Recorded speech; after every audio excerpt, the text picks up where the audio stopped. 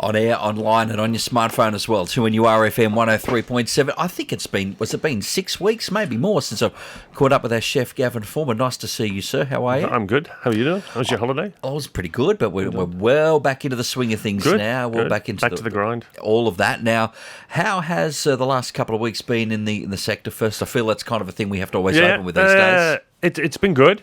We had the period in April was insane, where you had Mother's Day, Anzac Day, and Easter all in the space of 4 weeks. Mm-hmm. It was pretty intense.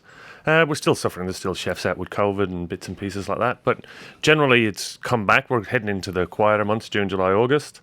But we'll just wait and see. The rebuilding phase. Now, yes. Have heard from some sectors that they're still struggling to get staff into some of this. Is that still a thing? That's still very much a thing. So we're looking at constantly expanding and growing as a group. And staffing's the biggest issue, deciding whether we're going to do it or not. Yeah.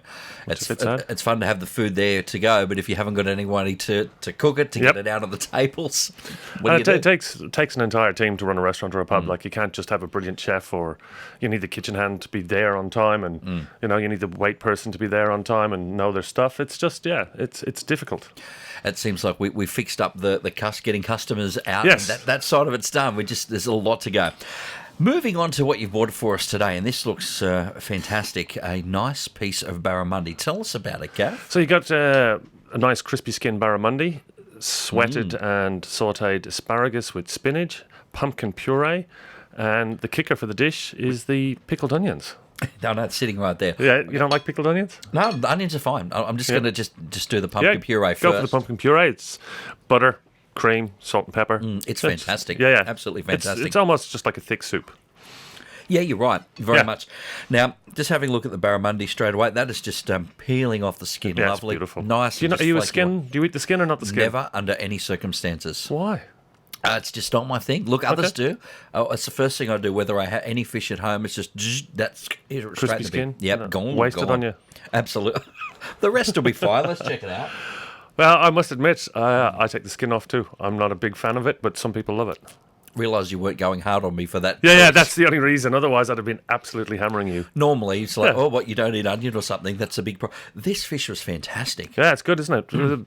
Sustainable barramundi in Australia is great. It's all most of it's farmed now. You can get wild as well. You will pay extra for the wild, of course. It's just one of those fish that we do a lot of here, and we do well. Yes, 100%. In the northern hemisphere, you've got cod and haddock and big white fish like that, which your barramundi would be the substitute for. If you see a dish from the northern hemisphere and it's got cod in it, use barramundi. Gotcha. Okay, so that's a nice little tip for us too. I do. One thing I do love about this dish is the pickled onions. I don't think people pickle enough vegetables. Yeah. I love a good pickle.